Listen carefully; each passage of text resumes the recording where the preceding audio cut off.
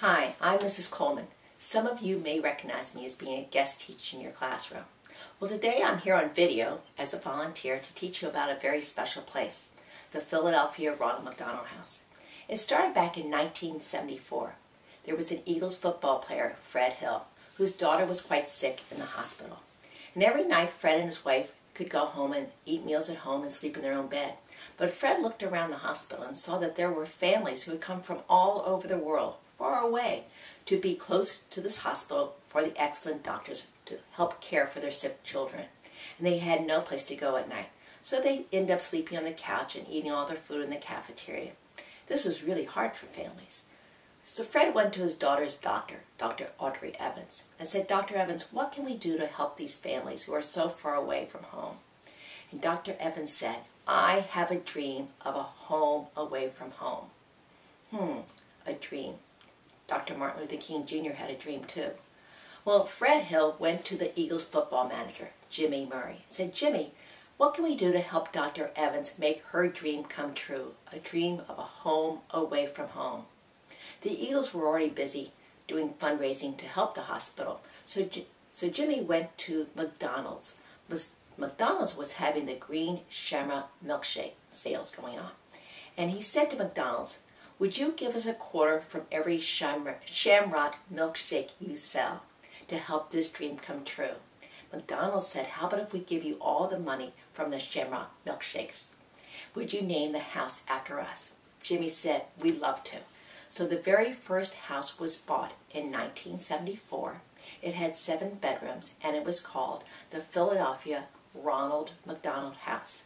It was so popular that very soon we outgrew those 7 bedrooms, so we bought a bigger house that had 19 bedrooms, and that grew, and it was always full. So later on we added on, and we built more rooms, and it just grew. Our present house had 45 bedrooms in it. Then a few years ago, we added another whole house near another hospital here in Philadelphia.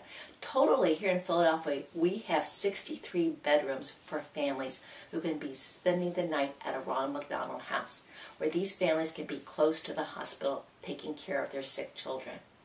Now, the idea was so great that other cities said, "Hey, we really like this idea. We want a Ronald McDonald House." Philadelphia made the very first Ronald McDonald House, but now there are over 320 Ronald McDonald Houses all over the world. But we're very proud that we have the very first one here in Philadelphia. Now, when a family wants to stay at the house, they're coming to Philadelphia to see the doctors in the hospital. And we have such excellent doctors here, and you're very lucky.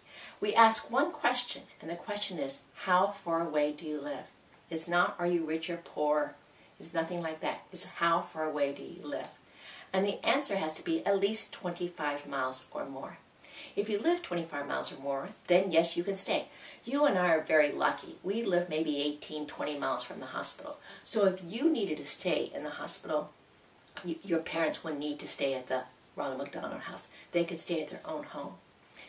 We don't ask them if they're rich or poor how much they can pay. If they can afford it, we ask a family to pay $15 a night. Not very much, is it? No. Well, we have to make up that rest of the money by fundraising, and that's why I'm here today, to tell you about the house.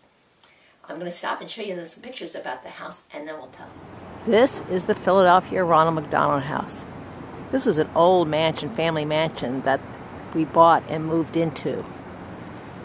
We added on to it, this building, and it now has 45 bedrooms, guest bedrooms. That means that 45 families at any time can be staying at this house. We'll walk through the gates and I'll show you a little bit inside the house. This is the reception area. Many volunteers keep it busy running, helping families. Over here, families would sit and get checked in, get oriented to the house. This is the old mansion. It really is a beautiful old building. The living room is another large area to accommodate all of our many families.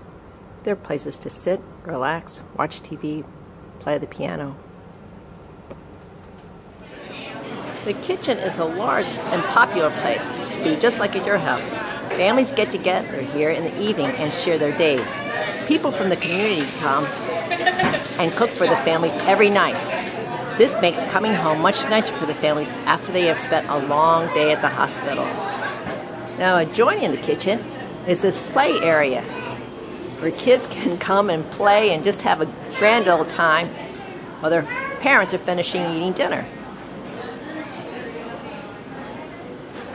This is a really special play area for the kids. This is their true playhouse area,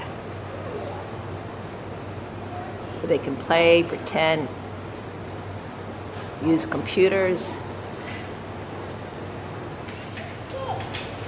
even do some arts and crafts. Here's a typical bedroom, 2 queen-size beds. If necessary, an extra cot or crib could be put into the bedroom for each family. Here's another family area. There are arcade games, an exercise room for the parents, another sitting area and television, an air hockey game, and a pool table, and more books to just sit and relax and read. There's an outdoor play area on nicer days where children can play outside, just outside the house. There are lots of sitting areas where the children and parents can just sit, relax, read, hang out, watch TV, just be together when they're not at the hospital. And of course, we have lots of washing machines for families to do their laundry. The house has 2 vans, and the volunteers make regular trips back and forth to the hospitals nearby so that families can come to the house and not have to worry about transportation or whether they will need to rent a car. They can use our vans. Now I hope you had an idea what the house looks like. It's a large house. 45 families can stay there at any one time. That's a lot of people, and they come from all over the world. And what they have in common is they have sick children. You're very lucky to live so close to the hospital, so that if you need an excellent doctor, you can get there without having to travel too far away.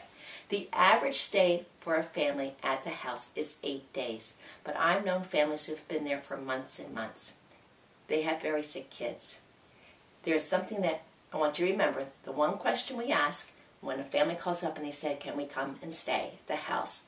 The one question is, how far away do you live? And the answer has to be 25 miles or more. If a family can afford it, we ask them to pay $15 a night. That's not very much, and some families can't even afford that though. So we have to fundraise, and that's why I'm here to help. You help the children at the Ronald McDonald House in a program called the Read For Ronald program. How that's going to work, you'll get an envelope in a few days, and if you don't remember everything I said, that's okay. It's in the packet. So you'll go home and say to Mom and Dad, I want to read for Ronald. I want to help the kids at the Ronald McDonald House who aren't as lucky as I am. I'm going to read them for the month of February and count up all my minutes. Ask Mom and Dad, Grandmom and Granddad, if they would be a sponsor for you to help raise money for the Ronald McDonald House. There'll be a calendar inside the packet so you can keep track of all the minutes you read. Read here at school, read at home. It doesn't matter what you read, just read and read and read and count up your minutes. At the end of February, you can figure out how many minutes you had read for the month and go back and say to Mom and Dad, guess what? I read 937 minutes. Whoa! And they can figure out how much they have pledged to give you for the Ronald McDonald House. You'll put it in the packet and you'll bring it and return it to your school, and it will go, that money will go to the Ronald McDonald House. I hope that you will all participate. It's a well worth the cause. It's something that you need to realize how lucky you are to be so healthy, and that this is a way that you can help others who are not so fortunate. Thanks.